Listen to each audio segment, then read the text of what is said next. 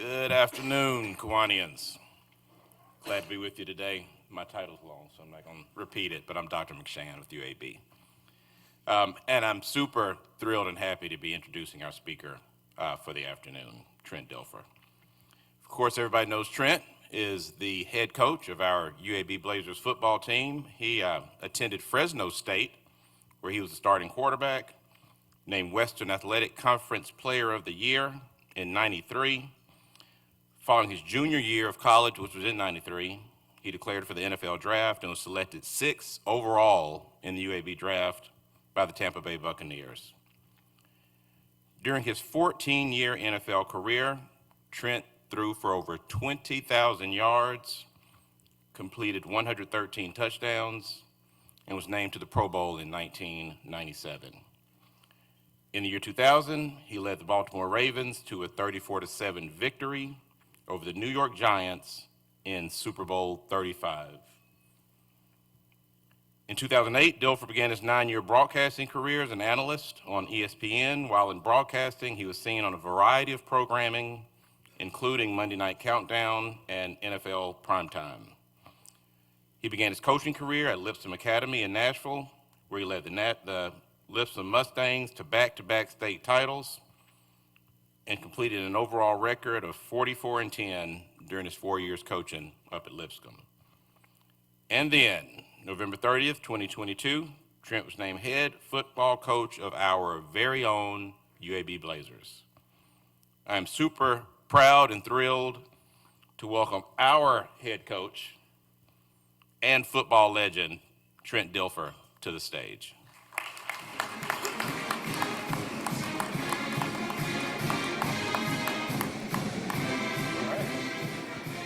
Thank you, Doctor. I appreciate that. You left out the 127 interceptions.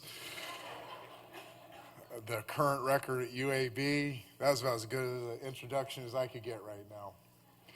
I do want to apologize that you guys put me as on a speaker promo this early. The quarterback club of Birmingham actually had it figured out. On September 9th, they promoted Nick Saban as their speaker, and Nick had to cancel. So I filled in for him, and this place was packed. But this is what happens when you promote me as the speaker. I have this gimmick that I've used forever when I've spoken to large audiences. And I sometimes, when things are going well, you don't have to use the gimmick. Because people are really excited to hear you talk, you're winning, you're having success. Like, oh, I can't wait till he talks. And I show up to them like, man, I better give him something. So I got to pull out the gimmick. So I'm going to pass this around the room. It's my Super Bowl ring. And what it does, it's my audible. Because no matter what I say from here on out, you're really not going to remember what I say. You're going to remember that you got to hold a $20,000 Super Bowl ring. I think there's 38 or 39 of us in the world, starting quarterbacks, that have won one of these. So you get to hold it, take a picture of it. Now, if you think about leaving, we did set up some SEAL team members outside the Kiwanis Club with their sniper rifles. So, Cole, you go ahead and throw it around, everybody. So this way, no matter what I say, you'll count today as a great talk. I was driving over here. I literally ran off the practice field. I still stink like you can't imagine because we had practice this morning, threw on these clothes, and I'm thinking, what could I talk about that would resonate? I do understand who my audience is. I've spoken to many Kiwanis clubs. I'm a huge fan of the Kiwanis clubs around the country that I've been able to be present at, and the missions of all of them, I think, is what's most important to me. And I thought, you know what, let's talk about storms, because that's always a fun thing to talk about. The storms of life. You're like, yes, let's talk about our miserable times of life. And I'm like, I started doing the mental Rolodex in my head, because I've had lots of them. The first one that really resonates is in '95. It's my second year in the National Football League. I'm playing for the Tampa Bay Buccaneers, and for those of you old enough, that was in the cotton, white, and creamsicle jerseys in Tampa, which made no sense to me because our body temperature was already about 110, and you had those things on, it's about 130. I felt like I was going to pass out in every game I played in. And if you look at the back of my '95 football card, it will verify what I'm about to say. I was the worst football player in the National Football League. And I'm not saying that to be self-deprecating. I do believe self-deprecation is the way to people's heart. this time I'm not trying to be self-deprecating so you feel sorry for me, appreciate me. I was terrible. Everything had gone wrong. Like literally, I was the sixth pick in the draft in 94. I had kind of a good rookie year. 95, I'm going to be that second-year player that's going to accelerate his career and kind of show up on the scene, and it was an absolute car wreck. Everything that could go wrong for me as a player, for us as a team, I handled myself poorly. Like it was just a disaster. And I remember at the end of the 95 season, my wife and I, we got married in college. And so we've been married for 3 years. And we go to an Outback at the end of the season after our last game on Dale Mabry Boulevard. On our way back, week 17, we're going to go. We didn't make the playoffs. We're going to have a nice little dinner at Outback and then probably go on vacation. And we go and put our names at the hostess stand. Dilfer party of 2. And we sit down at the little bench. We've all done it, right? And the cute little hostess gets there. She goes, Dilfer, party of 2. We stand up. The whole restaurant stands up and boos us. The entire restaurant. There was not one fan in that restaurant. They were going to use that opportunity to make sure that my cute little wife and this horrible quarterback felt the wrath of the 17 weeks that I had just put them through. And to my wife's credit, she tells the story a little different. She grabbed my belt. She said, we're going sitting right in the middle. And we sat right in the middle of that Outback and had our blooming onion and our New York strip and owned it. Well, coming out of that, and I'll get to my theme later, but we were able to work ourselves out of that. 97 was a really good season. I was lucky enough to be with Coach Dungy the other night. He spoke to our team. We were playing down in South Florida, and he reminded me of what 96 was like and how special 97 was. We were the first team in Buccaneers history, or in 17 years, to take them to the playoffs. We had 9 of our players go to the Pro Bowl. 5 of those 9 are now Hall of Famers. And they were all on that 95 team. That was terrible too. So we went through serious storms, me personally in 95, us as a team in 96, and we came out of it in 97. And then I go back to 99 when I had played 6 years in Tampa. I'd established ourselves in the community. We had multiple kids. We're serving our community. We're locked in. We just built a dream house. We're going to be there. We're going to be one of those quarterbacks like Dan Marino that stays in the same city for 15, 20 years. And in 99, I have a catastrophic injury. My contract is at a stage where I was going to become a free agent unless they bought back 2 years of my contract. And they chose not to. And I was devastated. And to look my wife in the eyes and say, I'm going to be a free agent. We're no longer going to be Buccaneers. And I remember going out to this lake in North Tampa and sitting there on the hood of my truck, crying like a baby and soul searching of what's gone wrong. So another storm. Coming out of that storm, I go to Baltimore, was part of one of the greatest football teams in the history of football, definitely the greatest defense. And a year after that moment that I was on the hood of that truck, we go back to Tampa to play the Super Bowl as a Baltimore Raven, and we win it. So 2 storms, coming out of 2 storms. I go to 2003, and I will not get into this because we have too many ladies in the room. They'll tear up. But in 2003, we were at Disneyland, and my 5.5-year-old son got sick. And we thought it was just a common cold. And then 4 days later, his heart had failed 3 times. He was on life support for 40 days. And he went home to be with the Lord 40 days after he entered the hospital. We lost our only son.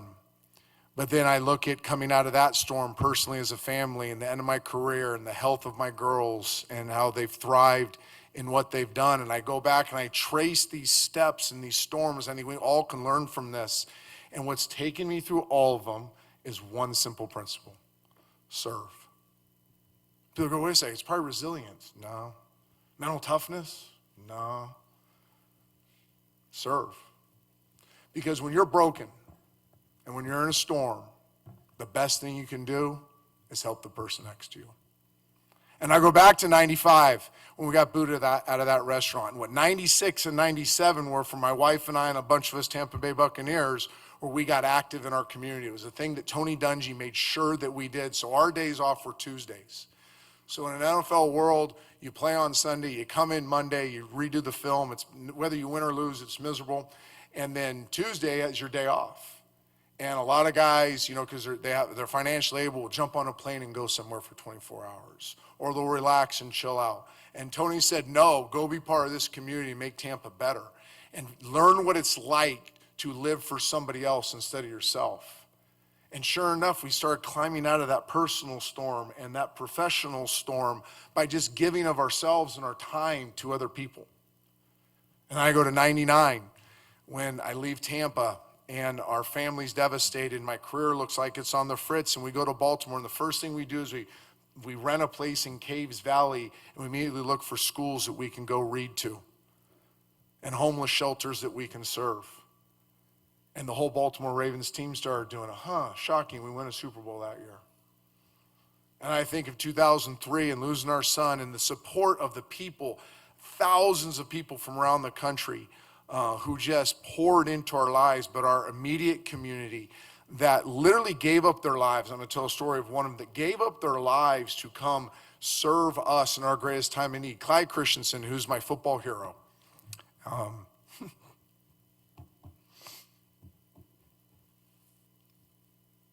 always cry when I think of Clyde. He's in North Carolina right now as Mac Brown's chief analyst, but Clyde is best known for having to coach two other pretty average quarterbacks besides me, Tom Brady and Peyton Manning. And it was a real buzzkill when he left me and got Peyton, and then ended up coaching Tom for the end of his career. But Clyde was with the Indianapolis Colts at the time, and our son passed in April. And that's right in the middle of what's OTA season starts in the NFL. So it's when your players come back and have an off-season planned practices.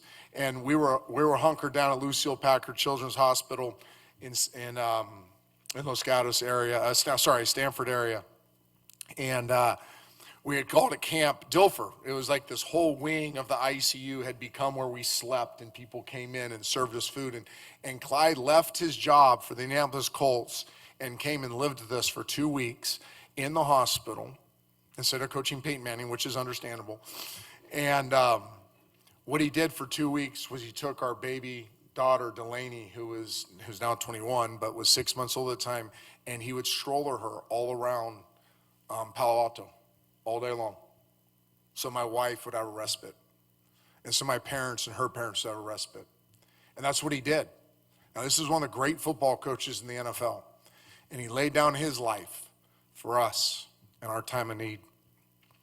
And I've watched this pattern of when we're in pain, when we're in storms, when life isn't going the way we want to do, when our plans aren't working, when people turn on you, when the narrative about you is bad, when you open up you're afraid to open up your phone because you're not sure what you're going to see, when you're in financial stress, whatever it is, and everybody thinks you fight and you claw, and there's all these great quotes about it, right? We can pull up resilience quotes right now, and you have the greatest people saying, no, fight through it. Serve. When you're knocked down, when you're beaten up, when life storms happen, we're designed not to live for ourselves. We're designed to live for others, and that's the way out of the storm. And why do I talk about this? Because I'm in a heck of a storm right now. We stink. And I got to be honest with you, we've tried to do everything right. We got here almost 2 years ago, and our mission was serve, grow, launch. Because I wanted to make sure that these young players I interacted with left our program with the idea of service, that they would grow through that service, and we would launch them places they never else would have gone. But we'd also launch this program in a place we never would have gone. And I sit there and people talk about wins and losses, and I'm tortured by our schedule. I'm humiliated by our schedule. But then I also look at the wins. Our team has served this community over 3,000 hours now in 2 years. Do the math. Our building has served 3,000 hours in this community. We've made over 6,000 peanut butter and jelly sandwiches for Food for Our Journey that Kelly uses to give out to our homeless community. We read consistently at West End Academy, Glen Iris. We've been a key service partner for Bundles of Hope, sorry. Anything that crosses that man's desk, Joey Roberts, that has to do with making this community better and getting our players involved in it, we do. I'd call that a win. Are we growing? We are growing. Hasn't shown on the field yet. I believe it's about to really soon, but we're growing. We've had multiple baptisms on our team. We have players that are dealing with severe mental illness and issues stemming from their backgrounds or dysfunctional backgrounds. They're using us as sounding boards, and we're able to point them to professionals in that field to help them heal and help them mend. We have 10 fathers on our team. 10. One with 2 kids, and he's 21 years old.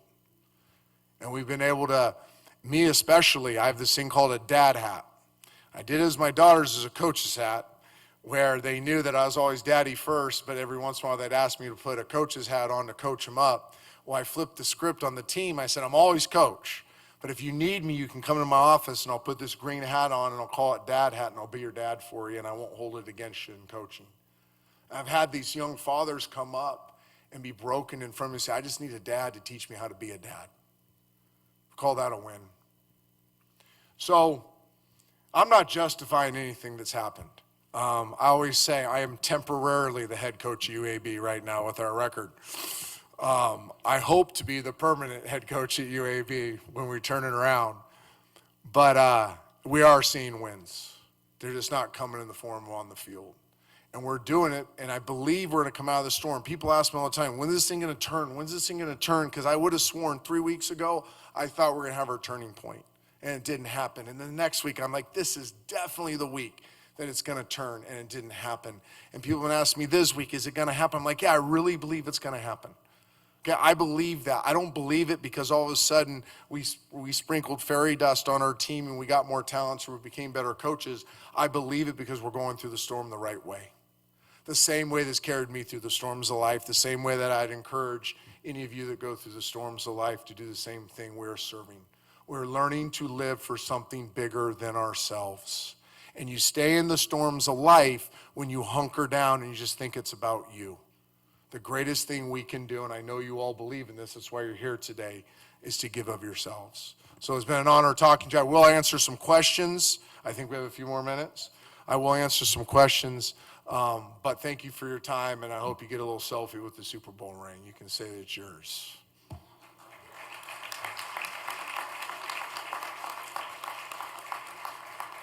Hit me with the hard stuff, yeah.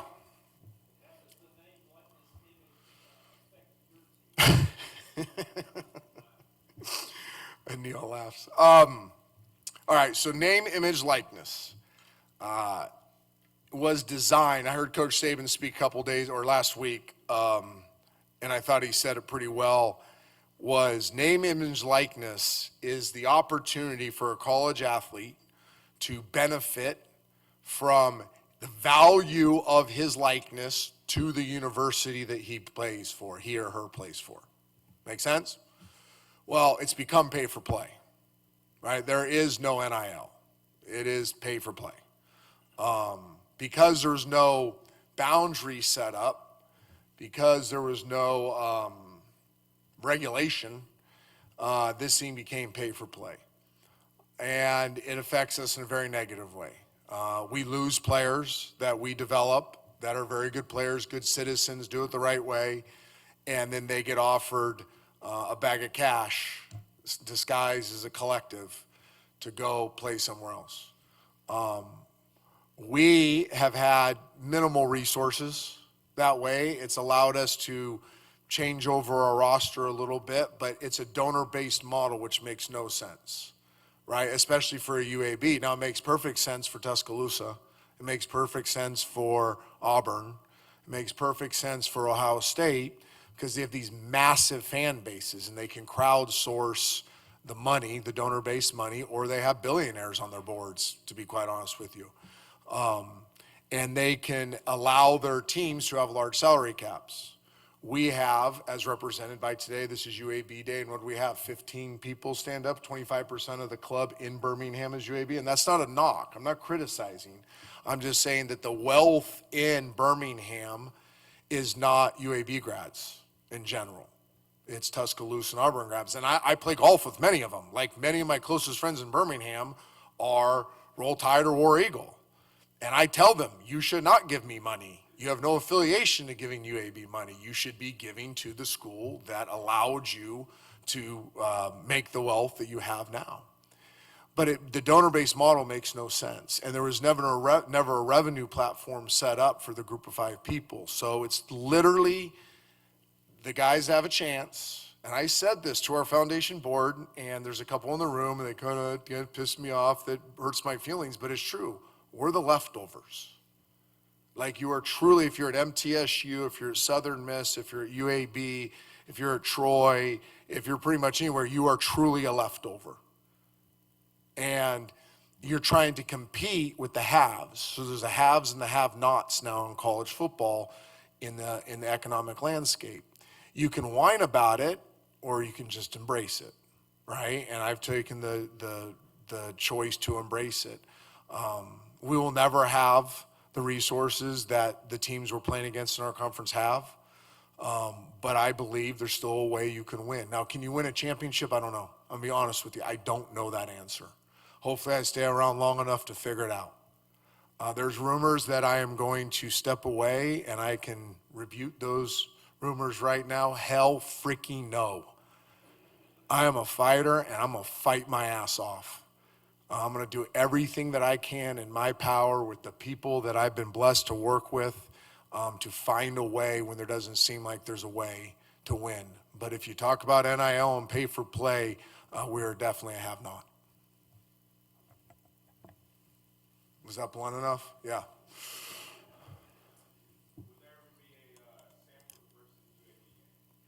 I have nothing to do with our scheduling. Literally nothing. I would absolutely be for it.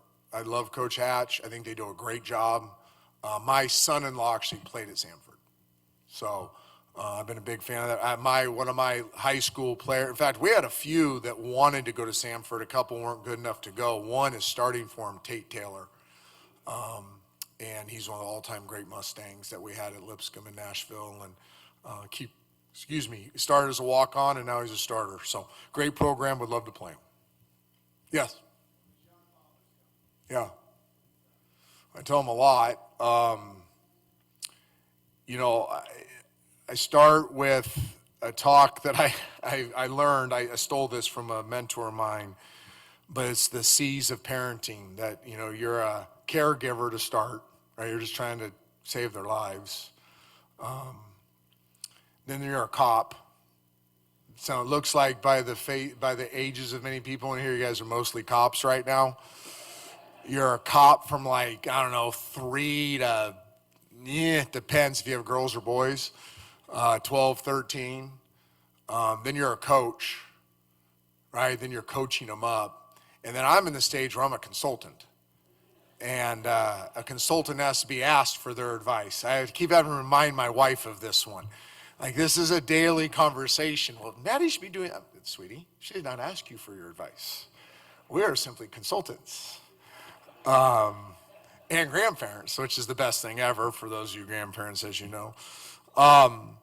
So we're mainly in the caregiver stage, and then some of them don't have the baby's mom in the picture, so it's like player and their mom or grandma, or maybe baby's mom is living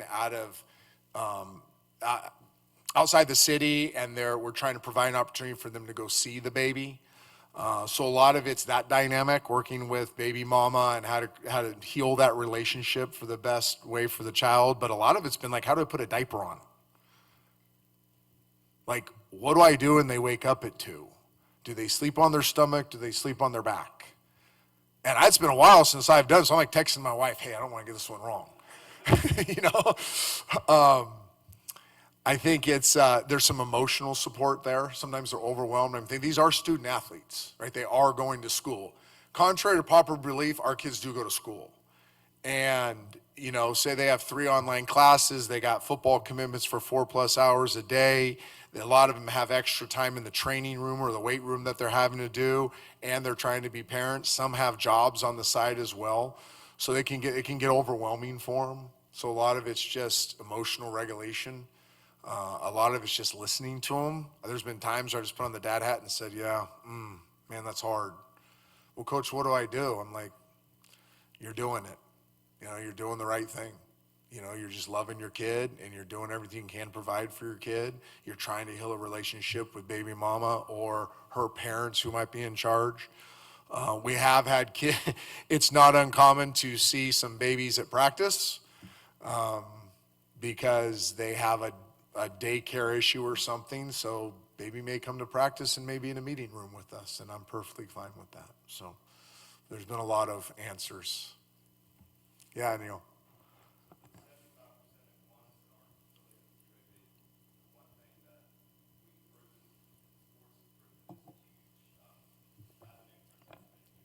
Yeah.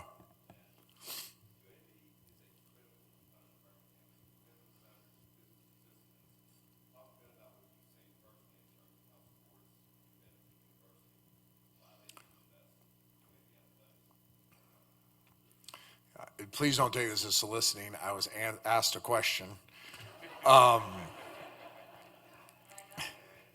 Yes. And I got lawyers next to me.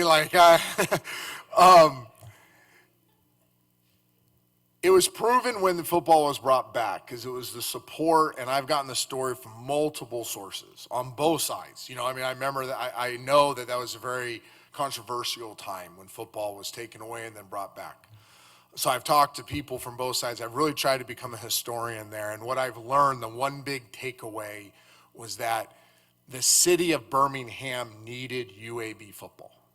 And that's why the business community rallied and was the bulk of the investors to bring it back. And I think that's a wonderful thing. And I've met with many of those people. I've thanked many of those people. I think from that moment until now, has kind of been, I don't want to disrespect anybody, but it's kind of been an exhale from an investment standpoint. Well, what's not understood is that, no, it's a reboot of the same moment. That if we want UAB football to be legitimate, to be honest with you, to be relevant, then it's going to take the same type of commitment from the business community. Whether I'm the head coach or not. Right? But if the city of Birmingham needs UAB football and basketball to be not just relevant, but be really the commercial for the city. Because think about it. Do you know what commercial time is on ESPN? It's very expensive, right? It's free every Saturday. It's free on ESPN. Every game we play, that if we get the right time slot, if that stadium is filled, if there is an investment in the players and the coaches and the budgets, that those things are legitimate things, that time slot now becomes a prime commercial space for the city of Birmingham. Not just UAB, the city of Birmingham. And unfortunately, to this point, that has not been the narrative. So before I get myself in trouble, I am not saying anybody's done anything wrong. I'm not asking you to do anything. I am stating a fact that unless there is a massive investment, that commercial won't be as powerful as that commercial could be for the city of Birmingham. Is that fair? That's about as much as I can tiptoe around an answer as possible. Was that well done as counsel? Okay, good. Yes.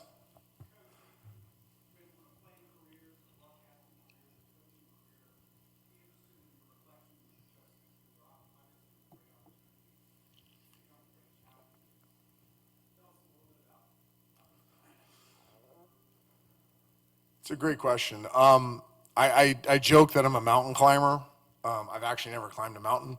But I like big challenges. You know, I think my favorite story is what I left out in there, another storm I was in life was I'd retired. So I'd gotten the golden parachute from ESPN. It was the greatest thing ever. Got paid for 3 years to play golf.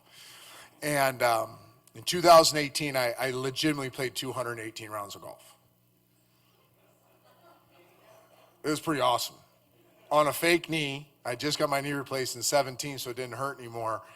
And I lived on a lake in Austin. I had no responsibilities. I had one kid in the house. She was playing volleyball. I had two daughters playing volleyball around the country. And we basically just flew and watched our kids play sports. And I played golf. And I woke up, I was at church on a Sunday. And without getting too weird, I swore I heard the voice of God say, quit saying no, quit saying no. And I had this like come to Jesus moment legitimately where I realized that my life had lacked purpose. That I didn't know I was in a storm. I thought I was living a lot of fun, but I really was in a storm because I lacked purpose. And when I went to Nashville to coach this team, it was the 25th, 100th ranked team in the country. There were 36 kids on the team. 6 couldn't lift the bar. They lifted the PVC pipe. I literally went in the weight room the first day, and I looked in the corner. I said, what are those little guys doing? Are those junior hires? No, those are your sophomores. I'm like, they have a PVC pipe. Yep, coach, that's what you got. And you got 20 freshmen coming in. And I went home and I cried. I really did. And I remember my offensive coordinator, a guy named Trent Kirkland. I said, Trenton, we may never get a first down. Like, that's what it looks like. We may never get a first down. And 4 years later, we're the 11th ranked team in the country.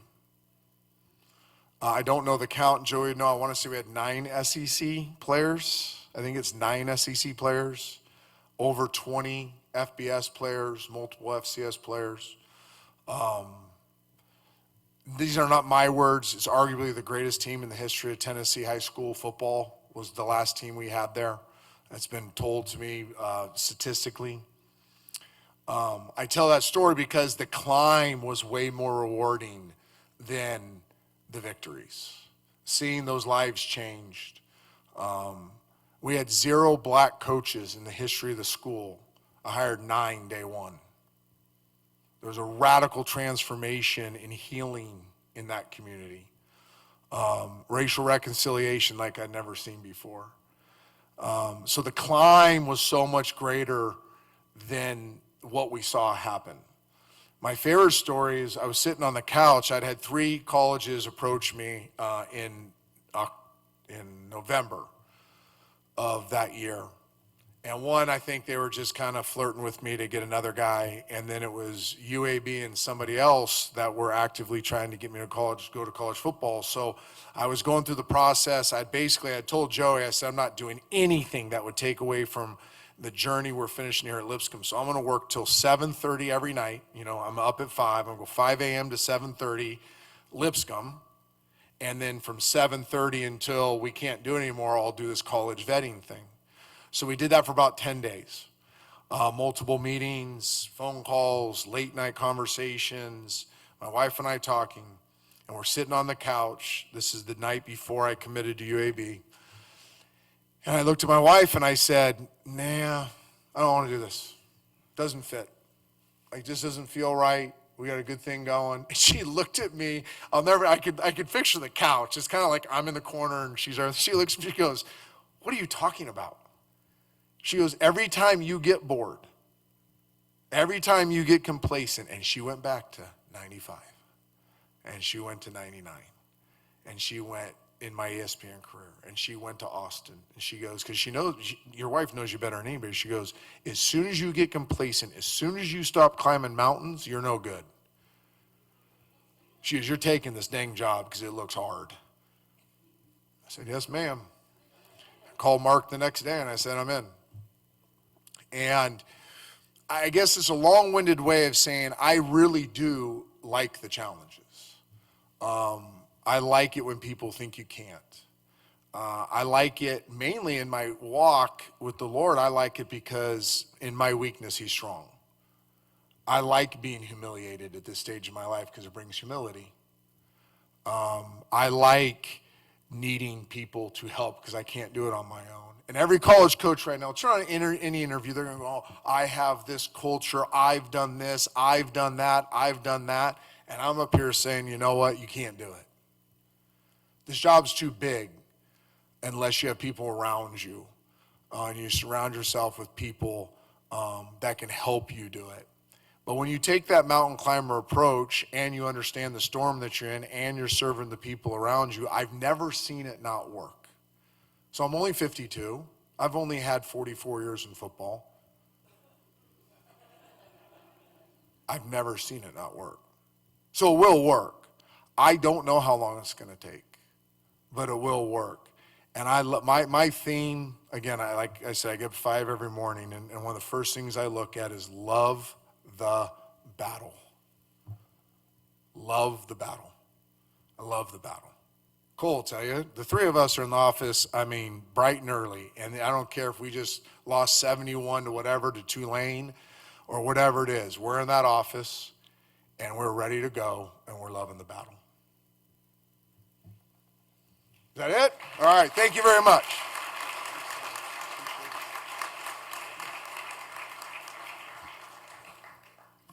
Coach, thank you for that message. I think we'd all agree UAB is lucky to have you. Those young people you work with every day are lucky to have you, and we'll be pulling for you for the rest of the season.